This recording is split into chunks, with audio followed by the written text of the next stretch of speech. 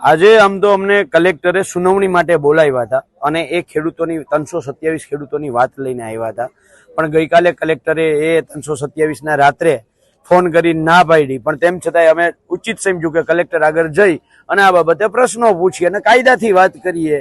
દાખલા તરીકે CERC ના નોર્મ્સ અને એ બાબતે કંપનીએ જે અમે સામાવાળા તરીકે, કારણ કે કલેક્ટર જે ન્યાયાધીશ છે, કંપની છે અરજદાર છે અને અમે આરોપી અથવા તો સામેવાળા છીએ, તો અમારી ફરજ છે કે અમે ડોક્યુમેન્ટ માંગીએ અને કલેક્ટર એટલે કે ન્યાયાધીશની ફરજ છે કે એ અરજદાર પાસેથી અમને ડોક્યુમેન્ટ અપાવે. પણ એ બાબતે અમે અગાઉ લેખિતમાં આપેલું છે, હજી સુધી કાગળિયા મળ્યા નથી. આજે ફરીથી યાદ કરાવડાવ્યું. એના સિવાય CERC ના નોર્મ્સ બાબતે વાત કરી તો એમાં કલેક્ટર પાસે કોઈ જવાબ નથી. 2013 ના જમીન સંપાદનના કાયદાને લઈને વાત થઈ તો એ બાબતે કલેક્ટર આગળ કોઈ જવાબ નથી. મહત્વની વાત, જે ખેડૂતનું ખેતર જાહેરનામા પહેલા બિનખેતી થયેલું છે એ ખેડૂતને વારંવાર અહીંયા બોલાવવામાં આવે છે અને એની સામે સુરેન્દ્રનગર એટલે વઢવાણ પ્રકાશ વરમોરા જે છે ધારાસભ્ય, એમનું પોતાનું ખેતર એ જાહેરનામા પછી બિનખેતીમાં અપ્લાય થાય છે, એનું બિનખેતી થઈ જાય છે અને એના ખેતરમાંથી આ લાઈન છે એ કુદીન બીજાના ખેતરમાં જતી રહે છે. તો આ તો જાહેરનામા પહેલા અમારા ભાણજીભાઈ જબલપુરના છે એને તો જાહેરનામા પહેલા અરજી ટૂંકમાં એનું બિનખેતી થયેલું છે. અમે કલેક્ટરને કહ્યું કે આના ખેતરમાંથી આ લાઈન કૂદશે કે નહીં કૂદે, તો એનોય કોઈ એમની પાસે જવાબ નથી.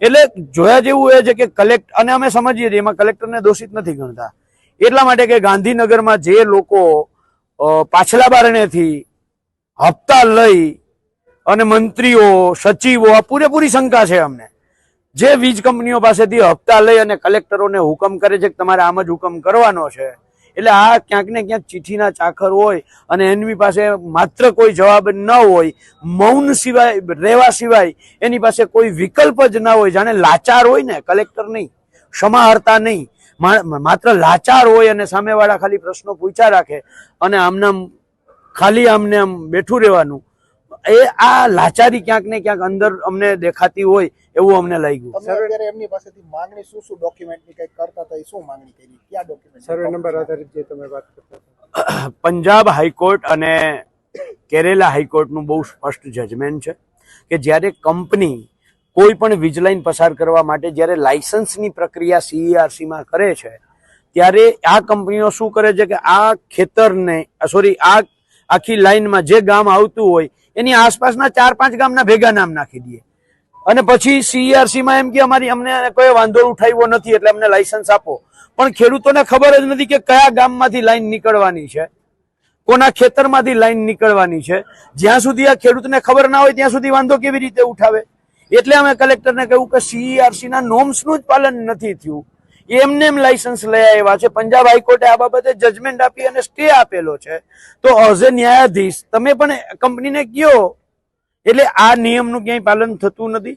આવા અલગ અલગ, દાખલા તરીકે B લાઈન રૂટ મેપ અમે એમની પાસે માંગ્યો તો એ અત્યાર સુધી અમને આપવામાં નથી. એવો મને તો શંકા છે કંપનીએ કલેક્ટરને નહીં આપ્યો હોય, સર્વે નંબર સાથેનો B લાઈન રૂટ મેપ કંપનીએ કદાચ કલેક્ટરને નહીં આપ્યો હોય.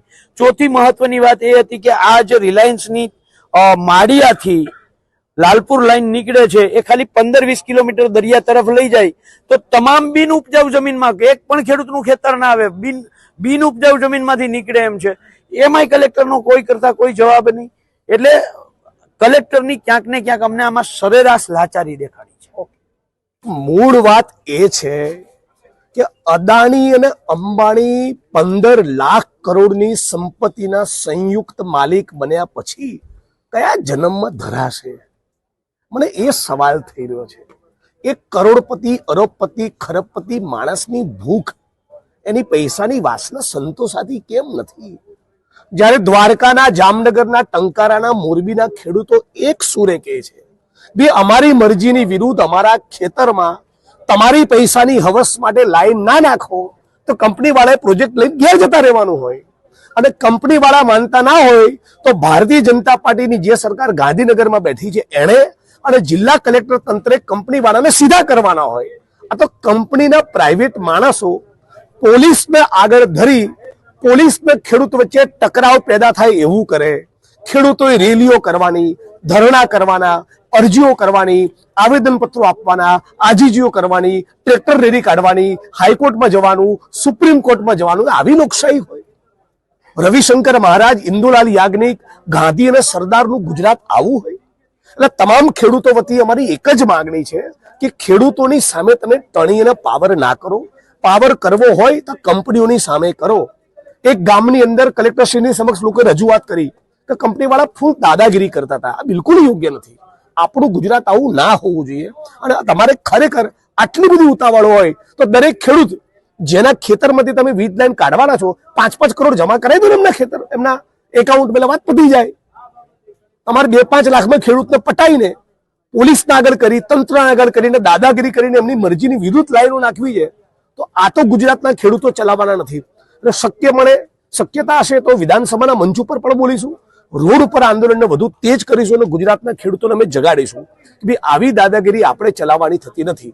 કંપનીઓ તાબડતોબ સુધરી જાય એ ગુજરાતના હિતમાં છે. કચ્છમાંથી જે પાવર જનરેટ થાય છે એના ટ્રાન્સમિશન માટેની વિવિધ કંપનીઓની વિવિધ લાઈનો પસાર થઈ રહી છે.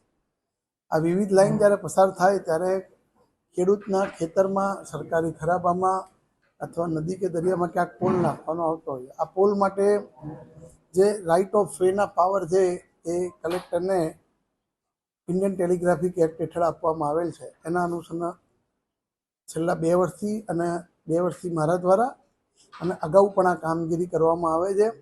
સારી રીતે આ કામગીરી થઈ રહેલ છે. જિલ્લામાં ખેડૂતને જે વળતર આપવાનું હોય છે એ વળતર માટેનો જે પરિપત્ર હતો એમાં જંત્રી મુજબ વળતર આપવાનું હતું. એ બાબતે 2 વર્ષ પહેલાં આ જિલ્લાના ખેડૂતો તરફથી રજૂઆત મળતા અમે રાજ્ય સરકારને ખેડૂતોની રજૂઆત મોકલતા રાજ્ય સરકાર તરફથી જિલ્લા લેવલે ડિસ્ટ્રિક્ટ લેવલ વેલ્યુએશન કમિટીની રચના કરીને ખેડૂતોને ભાવ આપવા માટેની પણ સત્તા કલેક્ટરને આપવામાં આવી. તે મુજબ આ જિલ્લાના ખેડૂતોને સારામાં સારો ભાવ મળે એ માટેના પ્રયત્ન જિલ્લા વહીવટીતંત્ર તરફથી કરવામાં આવ્યા. છતાં પણ ખેડૂતોને ક્યાંક ને ક્યાંક અસંતોષ અને નારાજગી ભાવ બાબતે ક્યાંક હોય છે.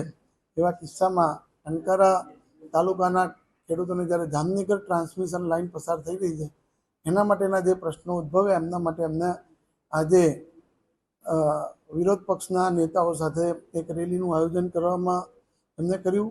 અને એ રેલી માટે ટંકારા મામલતદાર તરફથી તો કોઈ મંજૂરી આપવામાં આવી નથી, પરંતુ આપણે જે પ્રશ્ન પૂછ્યો કે મોરબીમાં જે મામલતદારે મંજૂરી આપી હતી, પણ મોરબી શહેરના ટ્રાફિક અને દિવસ દરમિયાન જો આ ટ્રેક્ટર આવે તો શહેરમાં અરાજકતા ફેલાઈને શહેરમાં ઘણા બધા પ્રશ્નો ઊભા થાય ટ્રાફિકના, અને લોકોને અગવડો પડે. એ રસ્તામાં ઘણી બધી હોસ્પિટલ આવે, પેશન્ટને તકલીફ પડે.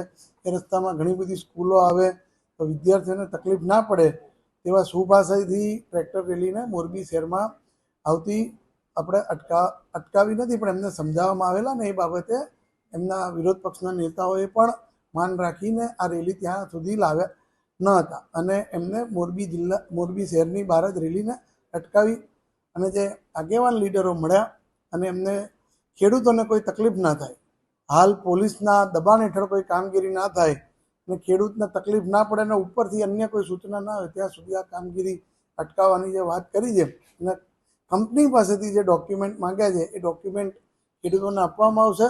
અને CERCની જોગવાઈ મુજબ જો લાયસન્સ નહીં હોય તેના માટે પણ રાજ્ય સરકારને આ બાબતની જાણ કરવામાં આવશે તેવી વાત કરીને આ એમની રજૂઆત સાંભળી હતી.